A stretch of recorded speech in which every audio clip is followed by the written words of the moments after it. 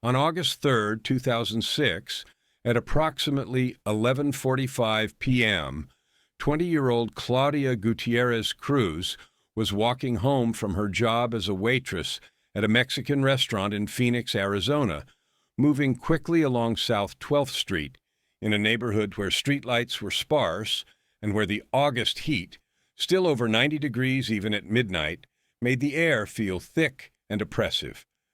She was less than 2 blocks from her apartment, was talking on her cell phone with her boyfriend, was looking forward to getting home and escaping the heat when a white SUV pulled up alongside her, slowed to match her walking pace, and the driver, a white male in his late 30s, whom Claudia had never seen before, called out, "Excuse me, miss, do you need a ride?"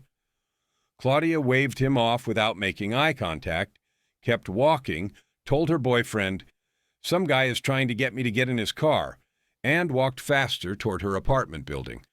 The SUV accelerated suddenly, turned the corner ahead of her, and Claudia felt a moment of relief, thinking the man had driven away. But then she heard the SUV's engine again behind her, heard it approaching fast, and in the split second before impact, she understood that the driver wasn't trying to offer her a ride. He was trying to run her down. The SUV hit Claudia from behind at approximately 30 miles per hour, threw her body over the hood and against the windshield, sent her flying through the air before she landed hard on the pavement 15 feet away. The driver didn't stop, didn't slow down, accelerated away from the scene, leaving Claudia broken and dying on South 12th Street, while her boyfriend screamed through the phone, asking what had happened, asking why she'd screamed, asking if she was okay.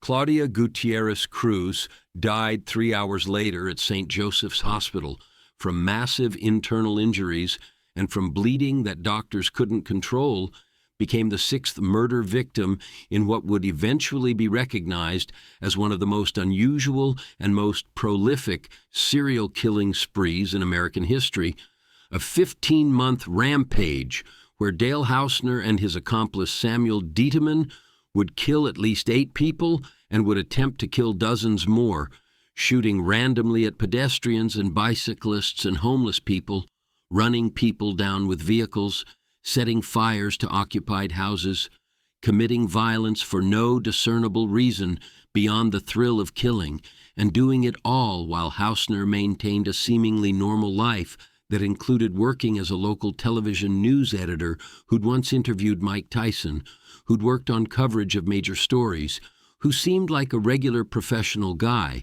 that no one would suspect of being a serial killer who was murdering people during his off hours for entertainment.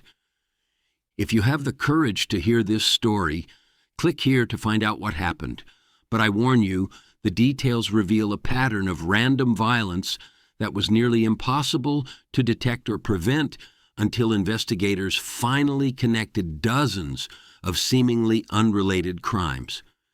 This narrative explores how Dale Hausner and Samuel Dieteman terrorized Phoenix, Arizona between May 2005 and August 2006, how they killed and wounded victims who were selected completely at random with no connection to the killers, how Hausner maintained a double life as respected television journalist while committing murders during his off hours, how the randomness of the violence made investigation extraordinarily difficult, and how the case demonstrated that some serial killers don't fit traditional profiles, don't target specific victim types, don't follow predictable patterns, don't leave the kind of evidence that allows investigators to identify them before their killing sprees end either through arrest or through the killer's decisions to stop.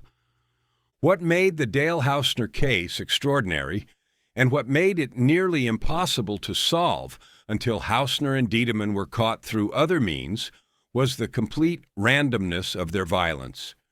Traditional serial killers target specific victim types: prostitutes, hitchhikers, children, elderly people, operate in specific geographic areas, follow patterns that allow investigators to predict where they might strike next, and to develop profiles that narrow suspect lists.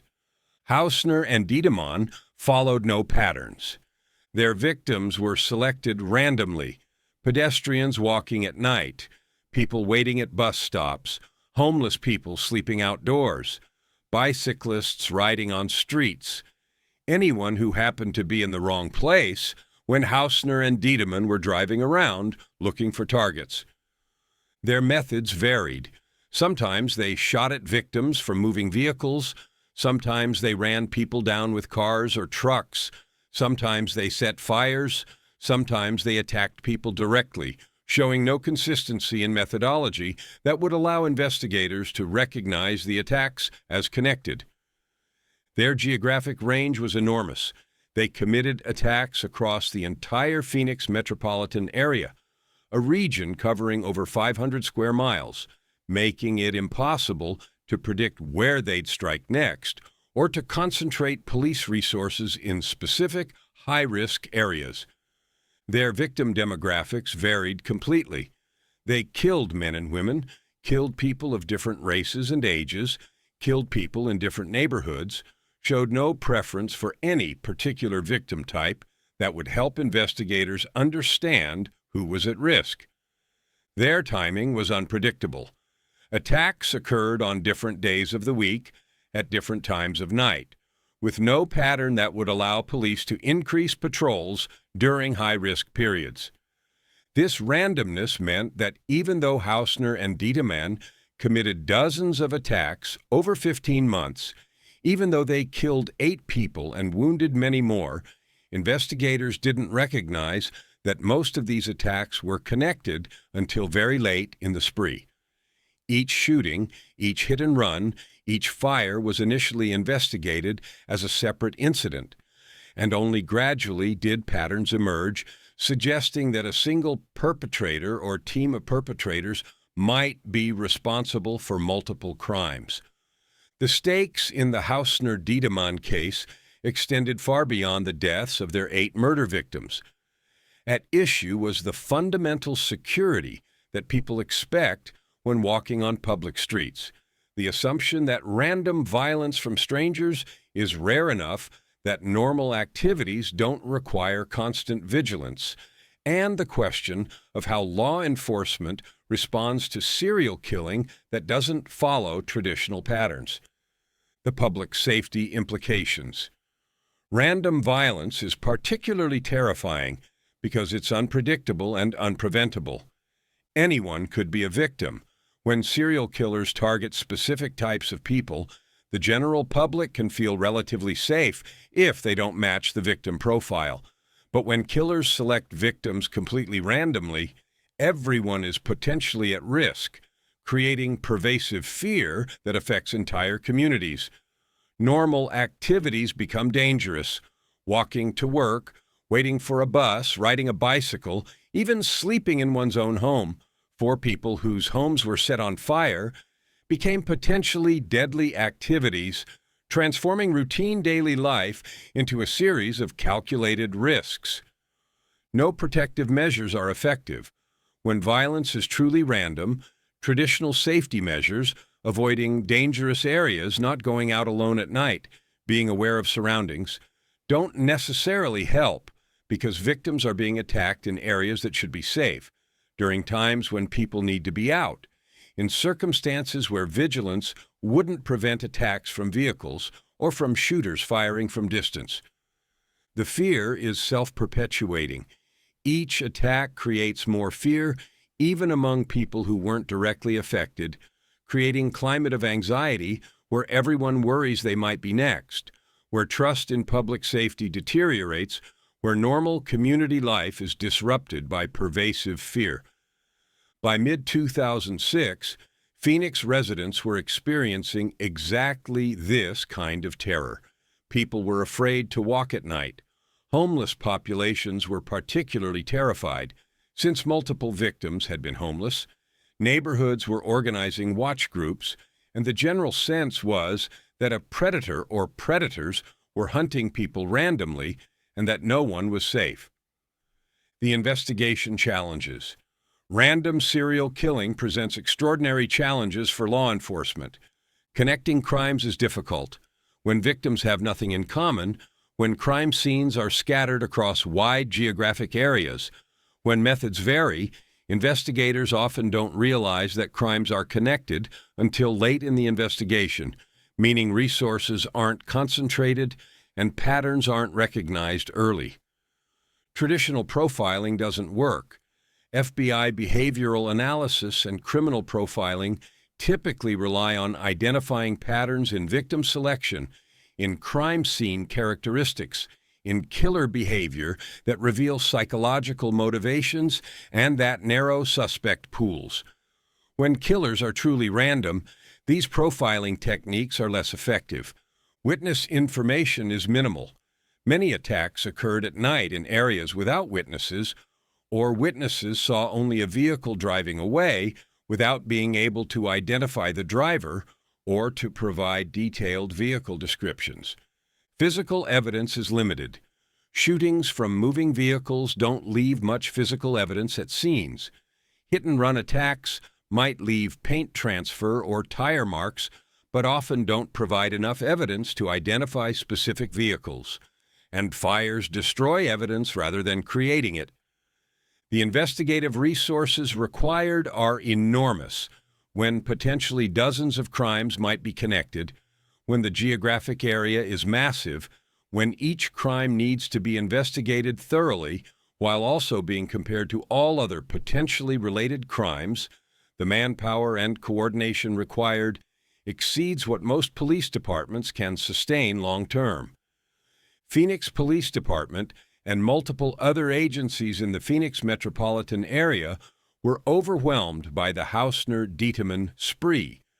Were investigating dozens of attacks without initially recognizing they were connected, and were struggling to provide public safety while also investigating crimes that seemed unsolvable without either catching killers in the act or receiving information from informants.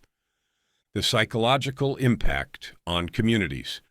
Random serial killing affects communities differently than targeted serial killing. Trust deteriorates when neighbors might be killers, when the guy who edits television news coverage might be committing murders during his off hours, when there's no way to identify who's dangerous. Trust in fellow community members deteriorates and social bonds weaken. Victim blaming becomes impossible. When victims are clearly random, when nothing about their behavior or their circumstances made them vulnerable, the tendency to blame victims, they were in a dangerous area, they shouldn't have been out alone, is eliminated, forcing confrontation with the reality that violence can strike anyone regardless of precautions. The randomness creates existential fear. Targeted violence, where specific groups are at risk, creates fear, but also allows most people to feel relatively safe if they're not in the targeted group. Random violence eliminates that psychological buffer, forces everyone to confront their vulnerability, creates the kind of pervasive anxiety that affects entire populations rather than just high-risk groups.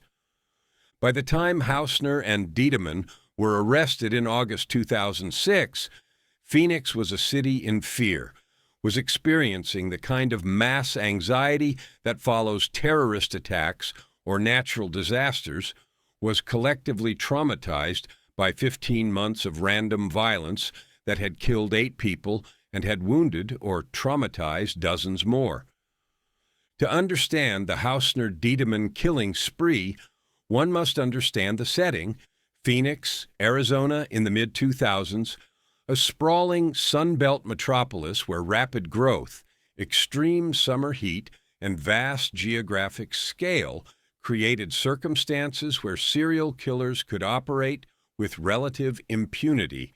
The geography of Phoenix in 2005 to 2006 was the 5th largest city in the United States, with a population of approximately 1.5 million in the city proper and over 4 million in the metropolitan area. The city covered over 500 square miles, was characterized by endless sprawl where urban and suburban areas blended together, where there was no clear downtown or center, where development spread in all directions, limited only by mountain ranges and by Native American reservations. This geography created several conditions relevant to the Hausner-Dieteman case.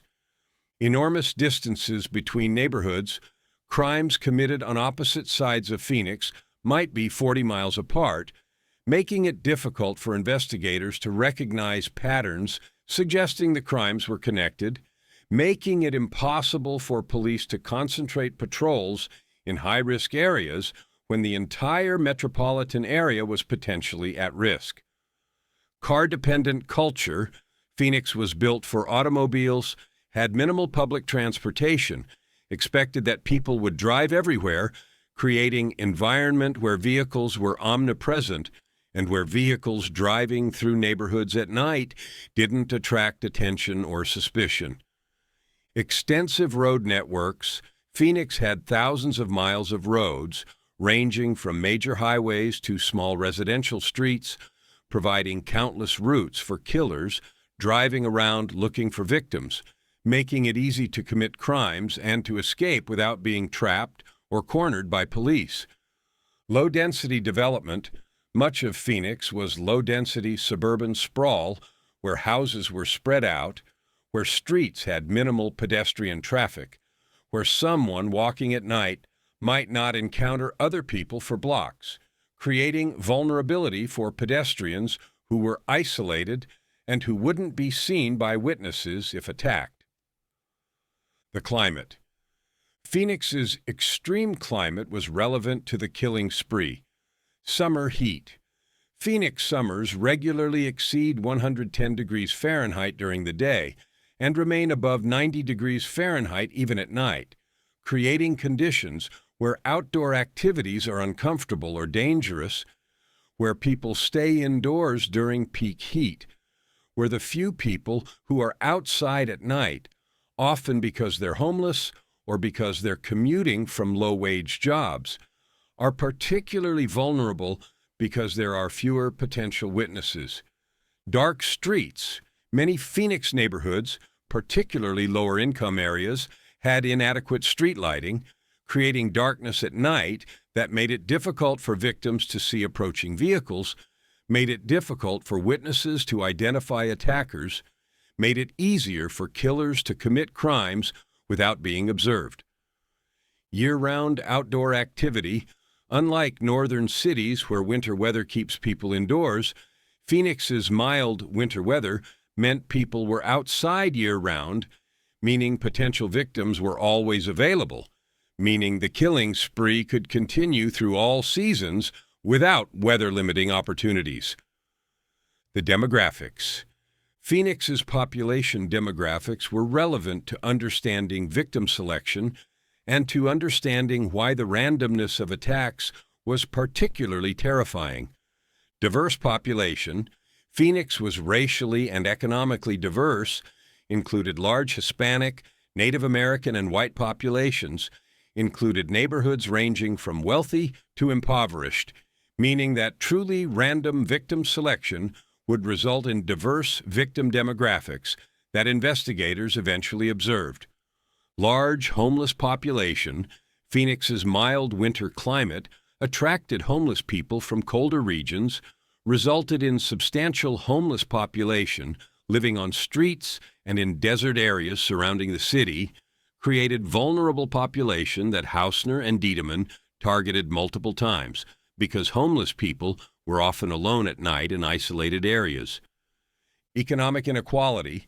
Phoenix had significant economic inequality with wealthy neighborhoods adjacent to poor neighborhoods, with service workers commuting from affordable areas to work in wealthier areas, creating situations where people were walking or waiting for buses at night in areas where they were isolated and vulnerable. The law enforcement context. Phoenix Police Department in 2005 to 2006 was a large professional force, but was stretched thin by the city's size and by crime rates that were higher than national averages. Approximately 3,000 sworn officers serving a city of 1.5 million people and covering over 500 square miles meant that police presence was spread thin, that response times to non-emergency calls could be slow, that surveillance and patrol coverage of the entire city was impossible. High crime rates meant police were responding to thousands of calls for service daily, were investigating numerous violent crimes simultaneously, had limited resources for extended investigations of individual cases unless those cases were clearly highest priority. Multiple jurisdictions complicated investigations. The Phoenix metropolitan area included multiple cities: Phoenix, Scottsdale, Mesa, Tempe, Glendale, and others, each with independent police departments, plus county sheriffs covering unincorporated areas, creating coordination challenges when crimes crossed jurisdictional boundaries. Limited technological resources in 2005 to 2006, before widespread use of automated license plate readers, before extensive networks of surveillance cameras, before social media that could be monitored for threats, police relied primarily on traditional investigation methods, witness interviews, physical evidence, informants, that were less effective for solving random crimes committed by perpetrators with no connection to victims. This law enforcement context meant that even a large professional police force was struggling to identify and stop serial killers who were committing random attacks across a vast geographic area, who left minimal evidence, who had no connection to their victims that would lead investigators to identify them. Dale S. Hausner was born on July 7, 1973, in Apache Junction, Arizona, grew up in the Phoenix area, and by all outward appearances led a normal, even successful life before his arrest in August 2006 revealed that he'd been one of Arizona's most prolific serial killers. The background. Hausner's childhood and early adulthood provided few obvious warning signs of the violence he'd later commit. Middle-class upbringing.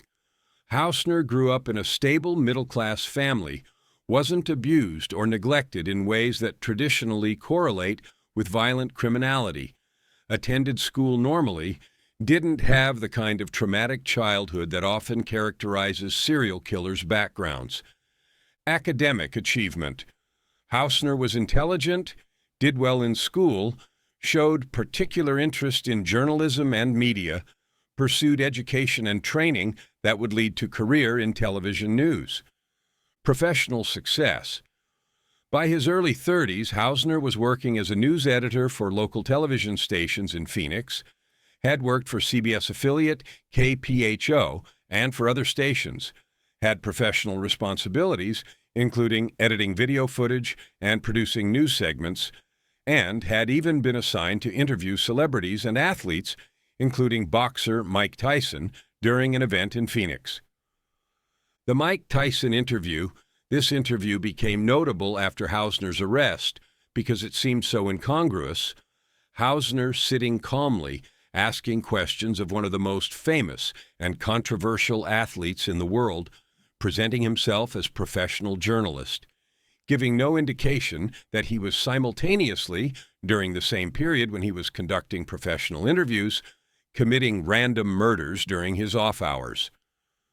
Social functioning. Hausner had roommates, maintained employment, had girlfriend relationships at various points, participated in normal social activities, presented outwardly as someone who was functioning normally in society rather than as someone who was committing serial murders. The psychological profile. After his arrest, psychological evaluations of Hausner revealed characteristics that, in retrospect, explained his capacity for random violence, but that hadn't been obvious to people who knew him. Antisocial personality traits. Hausner showed lack of empathy, lack of remorse, superficial charm that allowed him to maintain normal social relationships while secretly viewing other people as objects rather than as human beings deserving of moral consideration. Thrill-seeking behavior. Hausner described the killings in interviews with investigators as being motivated primarily by the excitement of hunting humans, by the adrenaline rush of committing violence and escaping without being caught, by the sense of power that came from determining who would live or die. Narcissistic traits. Hausner viewed himself as smarter than police, believed he could commit crimes indefinitely without being caught, took satisfaction in the media coverage of the attacks, some of which he himself had edited as part of his job, enjoyed the sense that he knew things that authorities and the public didn't know. Compartmentalization. Hausner was able to completely separate his professional life and his killing activities, could edit news coverage of the very crimes he'd committed without showing any emotional response, could maintain friendships and work relationships while secretly viewing those same people with the same detachment he viewed his victims. Lack of traditional serial killer motivations. Hausner didn't kill for sexual gratification, like many serial killers, didn't kill specific victim types who represented something from his past, didn't have delusional beliefs that motivated his killings. He killed simply because he enjoyed it, because it was entertaining, because the thrill of hunting humans provided excitement that normal life didn't provide.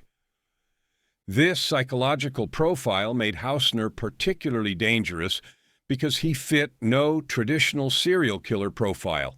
He wasn't a loner, wasn't obviously mentally ill, wasn't the kind of person that neighbors or co-workers would later say, "We always knew something was wrong with him."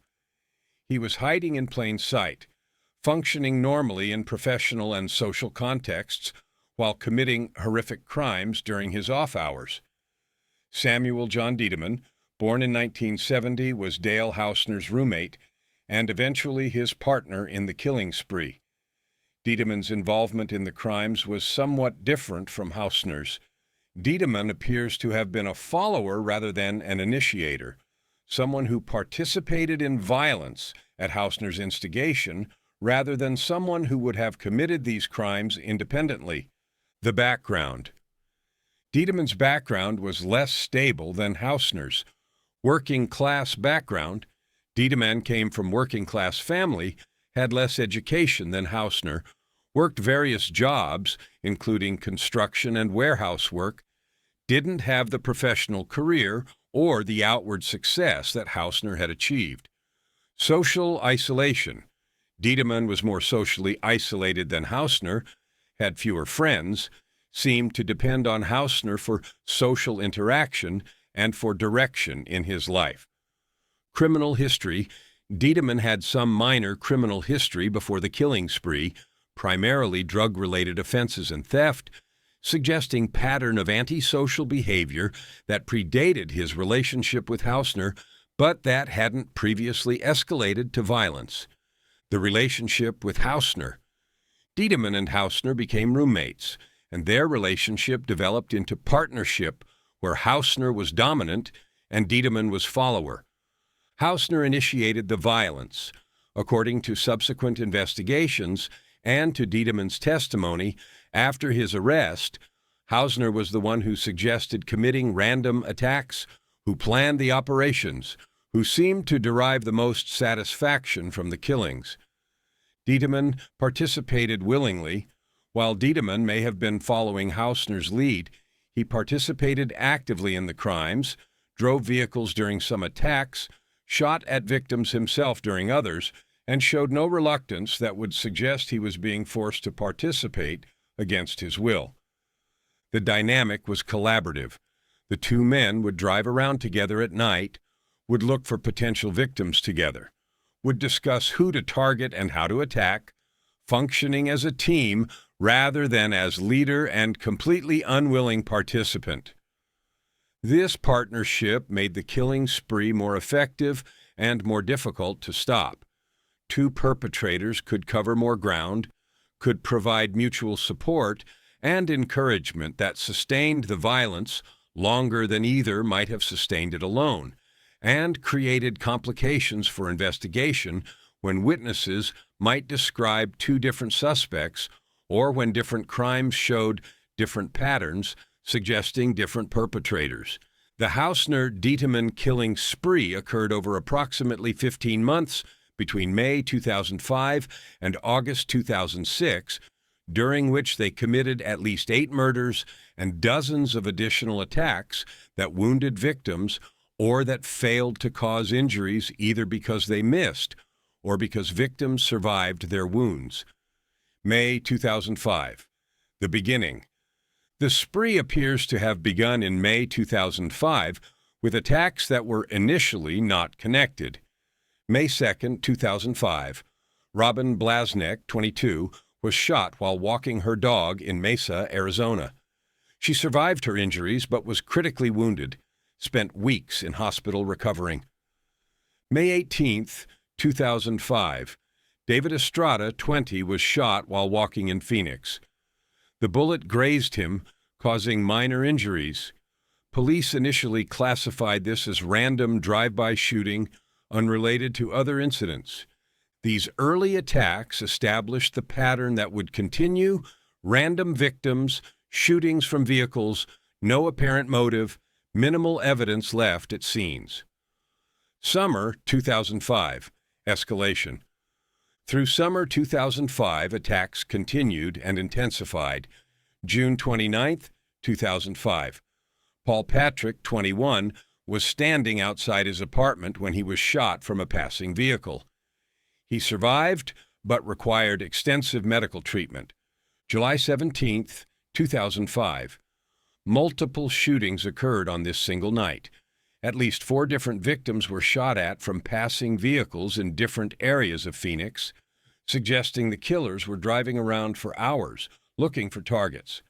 All victims survived, but several were seriously wounded. August 6, 2005.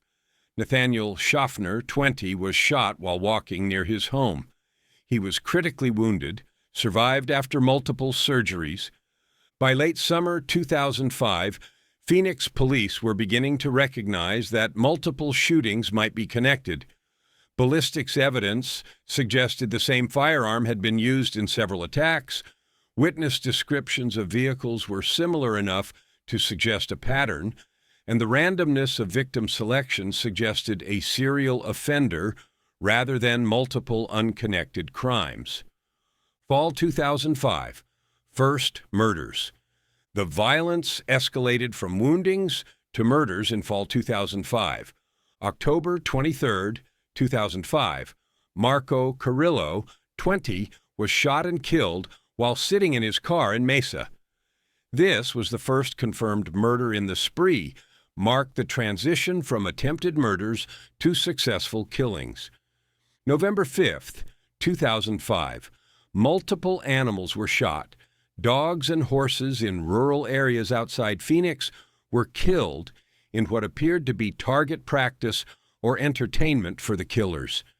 These animal killings were later recognized as part of the pattern, suggesting the killers were escalating their violence and were practicing on animals when human victims weren't available. December 11, 2005, Jose Ortiz, 21, was shot and killed while walking in Phoenix. Like Carrillo, Ortiz was a random victim with no connection to the killers. By end of 2005, investigators were convinced they were dealing with serial killers, had created task force to coordinate investigation across multiple jurisdictions, and were beginning to warn the public that a random shooter or shooters were operating in the Phoenix area. Winter/spring 2006, continued violence. The violence continued through winter and spring 2006, January 2006, multiple shootings and one arson fire at a house in Phoenix that endangered the occupants. The arson represented new methodology. Rather than just shooting at people, the killers were now setting fires to occupied buildings, escalating both the danger and the variety of their attacks. February 13, 2006, Robin Blasnek, who'd survived being shot in May 2005, was shot again in a separate incident. She survived again, but the repeat targeting suggested either that the killers remembered previous victims or that she'd been randomly selected twice. March 2nd, 2006. Claudia Gutierrez Cruz was run down and killed by a vehicle, as described in the opening of this narrative. This was the first confirmed vehicular homicide in the spree. April 12th, 2006. Multiple shootings across Phoenix on a single night, with at least 3 victims wounded. May 2006. More shootings, more arsons, the violence continuing at pace that suggested the killers had no intention of stopping voluntarily. Summer 2006. The final murders. The final murders in the spree occurred in summer 2006. June 2006, Marie Camacho, 22, was shot and killed while walking in Phoenix. She became the 6th murder victim. June 29, 2006. 1 year after multiple shootings on the same date in 2005, another wave of attacks injured several victims but killed no one. July 2006, 2 more murder victims, bringing the total to 8 confirmed murders, plus dozens of attempted murders, wounded victims, and property crimes including arsons and animal killings. By late July 2006, the Phoenix area was in state of panic. The media was covering the serial shooter and baseline killer cases extensively. Note, the baseline killer was a separate serial killer operating simultaneously in Phoenix, adding to the terror. Police were receiving enormous public pressure to solve the cases, and the sense was that nowhere was safe and that the killings would continue indefinitely unless the perpetrators were caught. The investigation into what became known as the serial shooter case was extraordinarily complex, involving multiple agencies, hundreds of investigators, analysis of dozens of crime scenes, and ultimately required technological assistance and an informant to identify the perpetrators. The ballistics evidence, one of the first breaks in recognizing the crimes as connected, came from ballistics analysis. Shell casings recovered from multiple shooting scenes were analyzed by firearms examiners who determined they'd been fired from the same weapon, a .410 shotgun that was relatively unusual. Most shootings involved handguns or rifles, so the .410 shotgun was distinctive enough to help connect crimes. Bullet and pellet evidence from victims' wounds showed consistent patterns, suggesting the same weapons were being used across multiple attacks. This ballistics evidence allowed investigators to definitively connect approximately 30 shootings as being committed by the same perpetrator or perpetrators, transforming what had been viewed as unconnected random crimes into a coordinated serial killing spree. The vehicle evidence. Witness descriptions of vehicles seen fleeing crime scenes provided another investigative lead. Multiple witnesses described a white or light-colored SUV or truck at various crime scenes, though descriptions varied enough that it wasn't initially clear whether multiple vehicles were involved or whether witnesses were describing the same vehicle differently. Paint transfer from the Claudia Gutierrez Cruz hit and run provided evidence about the vehicle's color and type, narrowing the search to specific makes and models. Tire track evidence from multiple scenes showed consistent patterns, suggesting the same vehicle or vehicles had been present at different crime scenes. But even with vehicle descriptions, finding specific vehicles in a metropolitan area of 4 million people, where hundreds of thousands of white SUVs and trucks were registered, was nearly impossible without additional information. The geographic profiling. Investigators used geographic profiling, analyzing the locations of crimes to identify areas where perpetrators might live or work. The attacks clustered in certain areas of Phoenix more than in others, suggesting the perpetrators were familiar with those areas or lived near them. Attack times suggested the perpetrators were most active late at night and in early morning hours, consistent with someone who worked during the day and committed crimes during off hours. Travel patterns between crime scenes suggested the perpetrators were using major highways to move quickly across the metropolitan area, were familiar with Phoenix's road network, were comfortable navigating the city. This geographic analysis helped narrow the search to certain regions of Phoenix, but wasn't specific enough to identify particular suspects. The media coverage. Phoenix news media covered the serial shooter case extensively, which had both positive and negative effects. Public awareness increased, people became more cautious, reported suspicious activities more frequently, provided tips to police based on media coverage. Fear intensified. The extensive coverage created climate of terror, made people afraid to go outside at night, damaged Phoenix's reputation and tourism. The killers were watching. Dale Hausner, as a news editor, was literally editing some of the coverage of his own crimes, was aware of what police were saying publicly about the investigation, could adjust his methods based on what he learned from media coverage.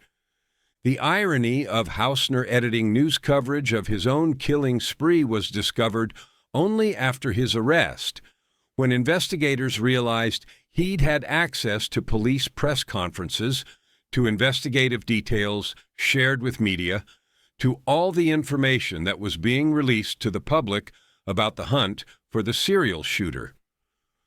The break, the informant.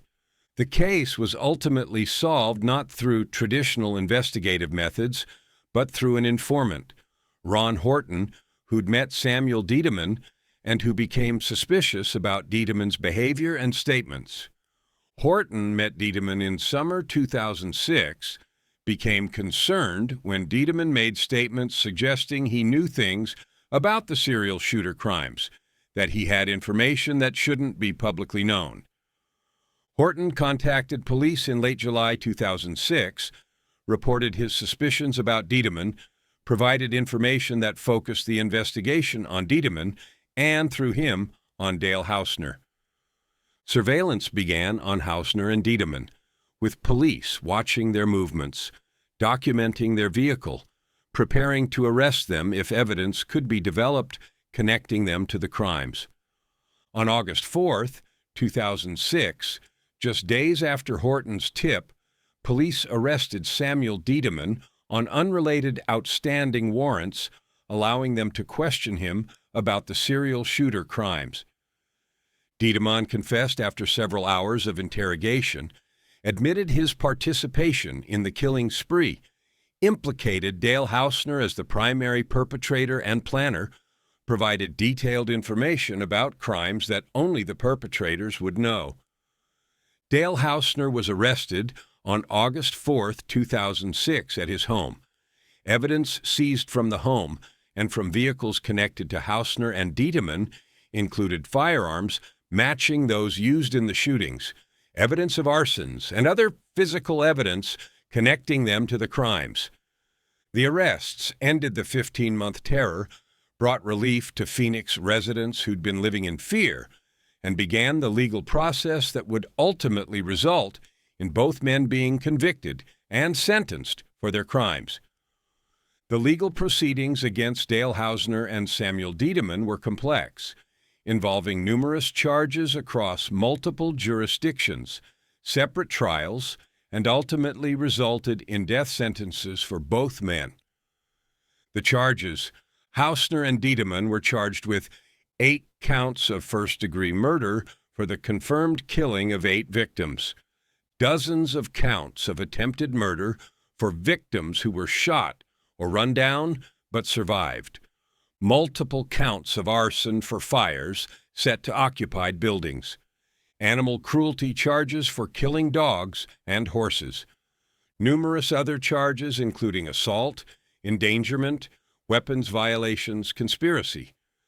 The total number of charges exceeded 80 counts, making it one of the largest serial killer prosecutions in Arizona history. Dieteman's trial and plea deal. Samuel Dieteman, recognizing that his cooperation had already damaged his defense and that the evidence against him was overwhelming, negotiated a plea deal.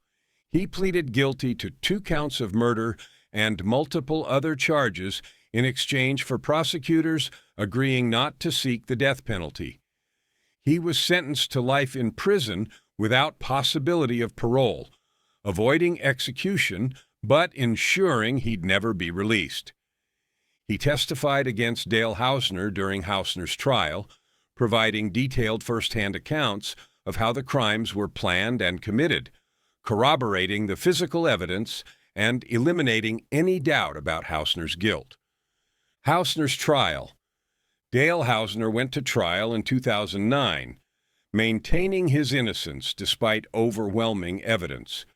The prosecution presented ballistics evidence linking Hausner's weapons to crime scenes, forensic evidence from vehicles showing paint transfer and other physical connections to crimes, Dieteman's testimony describing Hausner's role as primary perpetrator, circumstantial evidence including Hausner's work schedule that showed he was off work during times when crimes occurred, psychological evidence suggesting Hausner had the personality traits consistent with serial killing. The defense argued that Dieteman was the primary perpetrator and was falsely implicating Hausner to reduce his own sentence.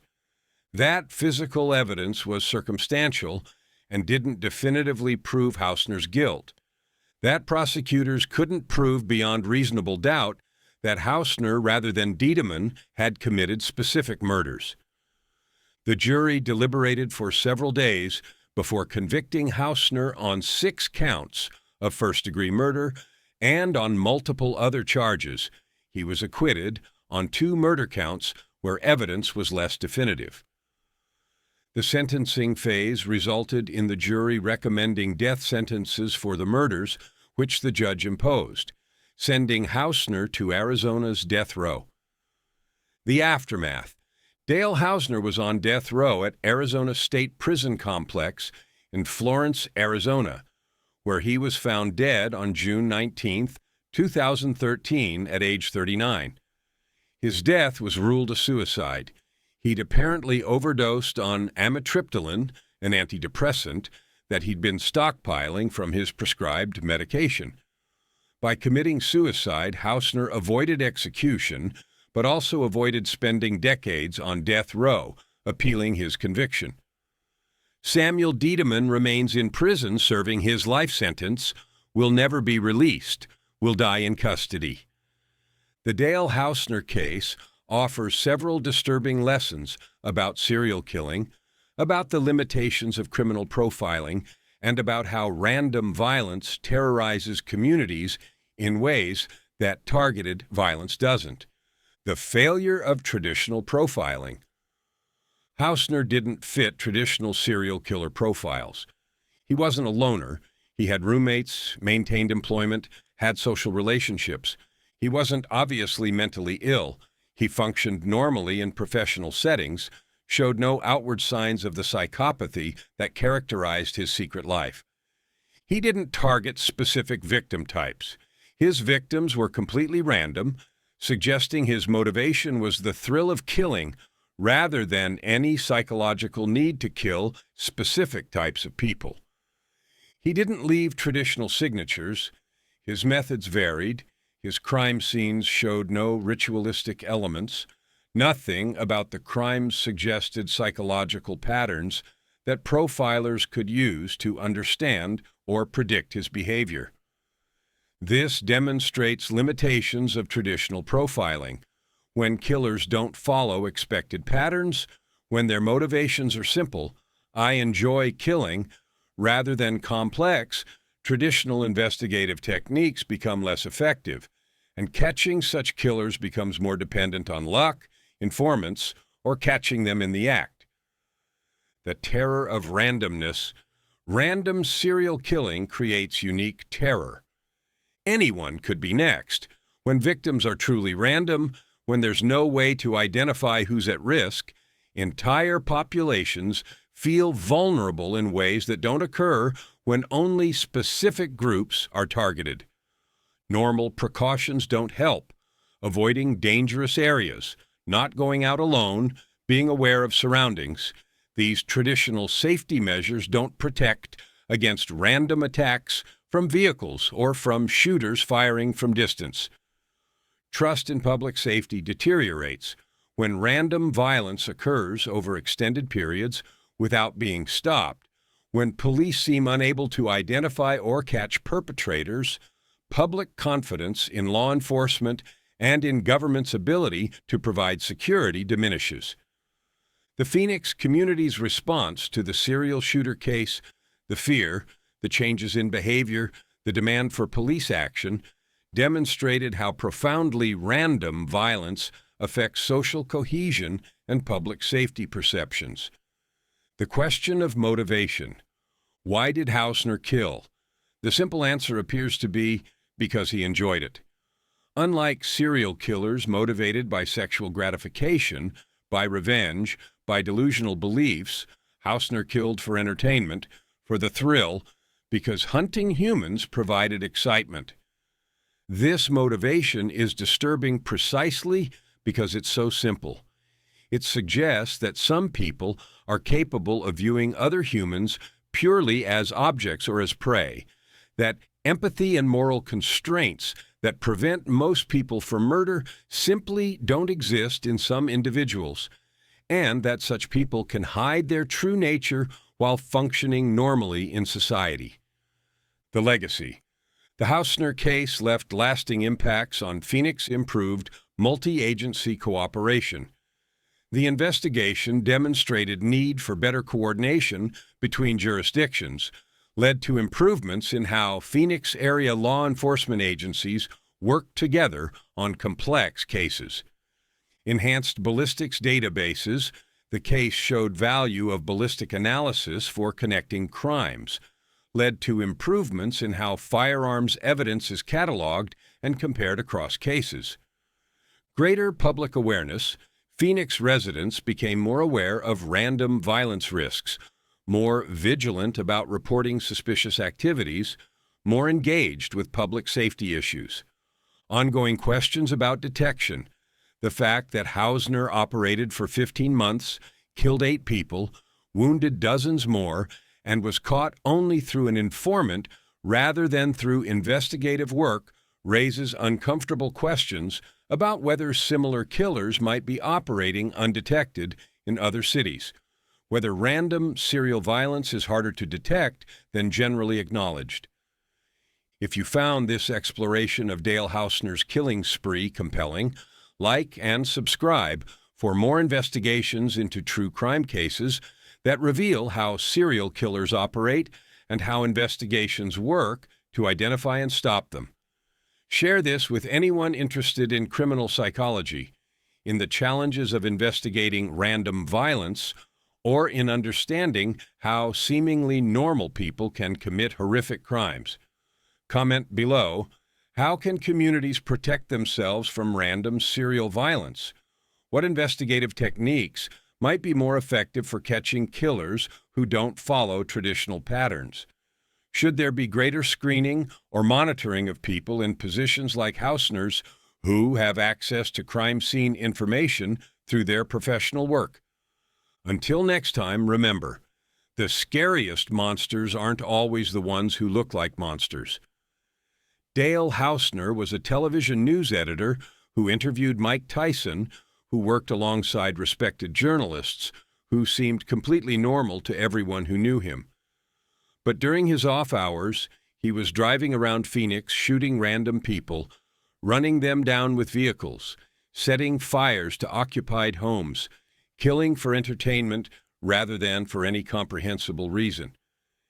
His victims never knew him, never did anything to provoke his violence, were simply in the wrong place when he was looking for someone to kill.